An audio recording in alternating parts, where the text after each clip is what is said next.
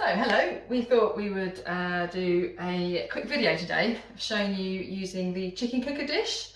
We're going to cook a chicken basque tonight for our Sunday roast. So just to let you know quickly how this dish actually works. They're solid underneath and they have this funnel in the middle. And the idea is we put liquid in this funnel. In this case it's going to be some wine. The chicken then sits over the top of this.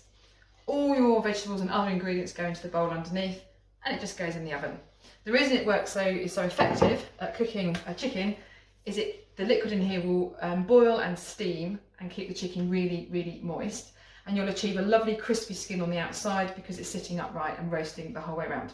So for our basque, I have some brown basmati rice, 225 grams. Just going to put that in the bowl underneath. I've chopped up some peppers, all different colours. There's 3 peppers in here. You can vary the amounts of this depending on how many people obviously that you're cooking for, the things that you like and don't like. A little bit of onion. This is a large red onion here, just chopped up. Break it up a little bit. Put that in.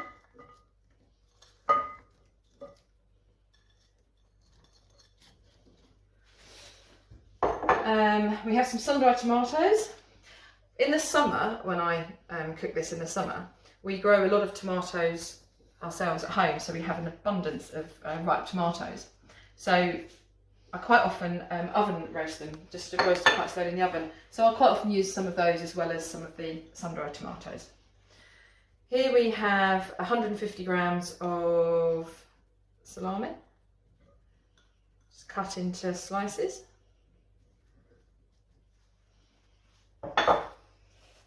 100 grams of black olives. I've got whole olives here, pitted olives, and cut them in half. You can use sliced olives. I just quite like the slightly more chunkiness of the whole olives cut in half as opposed to sliced. Normally I would put orange in this dish, but because we have someone here who's allergic to orange, I'm using grapefruit instead. And quite often I'll put some grapefruit juice or possibly orange juice, depending on what I've used, into this funnel here, because that's what I've been using in the dish. Got some garlic, just sort of minced up in this little gadget here, which is great. So I'm just going to put that, just move that around a little bit, just spread it over the top. That's I've used 3 cloves of garlic here. We quite like garlic in this house. So we just spread that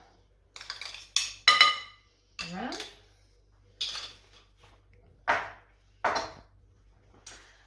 I've got some thyme here, fresh thyme. It's just about a teaspoon, so I'm just going to sprinkle that on top. I've just taken the leaves off and chopped it a little bit. I use some paprika in a spoon. Anywhere between half a teaspoon and a teaspoon of hot paprika, depending again on your taste buds. So that's probably a good teaspoon, but we quite like our food spicy. And I would probably use a tablespoon in total of, this is sun-dried tomato paste as well.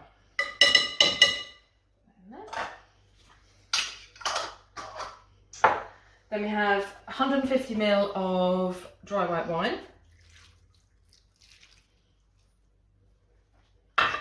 I'll put some salt and pepper in here. Not too much pepper. A little bit of salt. And then I've just made up here either vegetable stock or chicken stock. Some stock, that's 350 ml. Now, the amount of liquid does vary because we are going to put our chicken on top. So we will get some liquid and juices out of the chicken. So that will contribute to the stock that we use. So it's generally worth just checking partway through cooking that there's enough liquid in there to absorb into the rice. So that's the bowl already done. Now we need to do the chicken.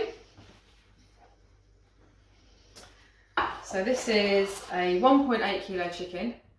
It is from the farm shop, so it's a free range chicken. Pop him on. I do think you should unhook his wings. I'm just going to wash my hands. Touching the chicken. So yeah, schoolgirl error here. I forgot to put the liquid in the funnel, which is the most important part of this dish.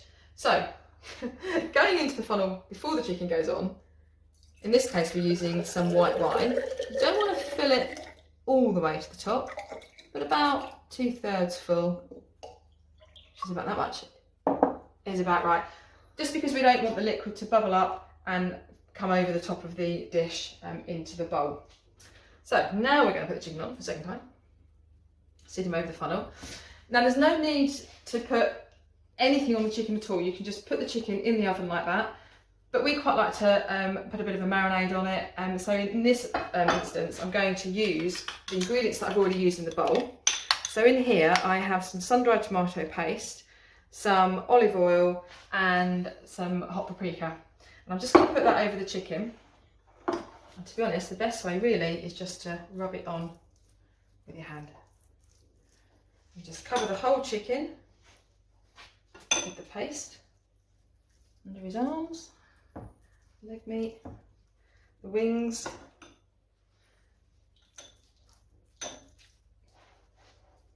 And then what this will do is it'll just crisp up and give a really lovely crunch to the chicken and a bit of flavour on the skin. You can, if you've got time, it's quite often a good thing to marinate the chicken for a while as well. If you can leave it marinating overnight or just for a few hours, that's quite a good way of doing this as well. But like I say, you don't have to do anything at all. It'll still crisp up beautifully as it is. Okay, so that is our chicken ready to go. Just get this off my hands so I can put it in the oven. Now, you do need to remember with these dishes, they don't like sudden changes of temperature. So they always go into a cold oven. So just taking the middle shelf out because it's quite tall. This is a standard size oven and this is quite a large chicken, so it fits in very easily. So pop them in there.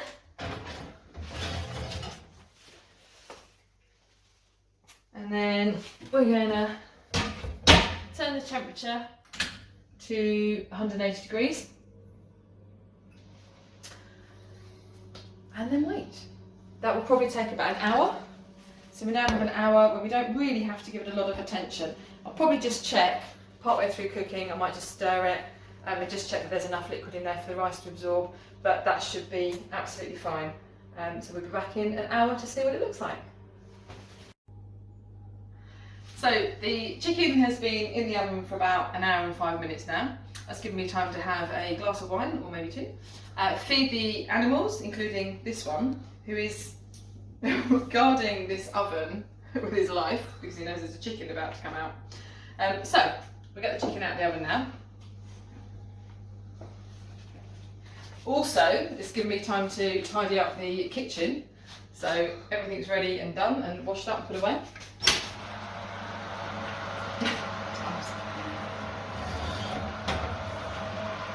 So, there it goes. Now I did give this a stir, probably after about 40 minutes through cooking, just because the bits of vegetables on top start to crisp up a little bit too much, and then you can just move them around a little bit. But that looks very good. If you've got a meat thermometer, now's the time to test the chicken, but having cooked this quite a few times, I know that that's definitely up to temperature. So, all we need to do now is see how it looks. Can you hear that? Very, very crispy. Juice is still in the chicken. Look at that, very, very, very juicy.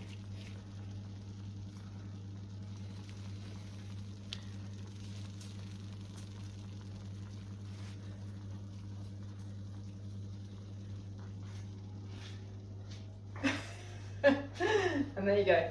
That's our chicken basque all ready to go.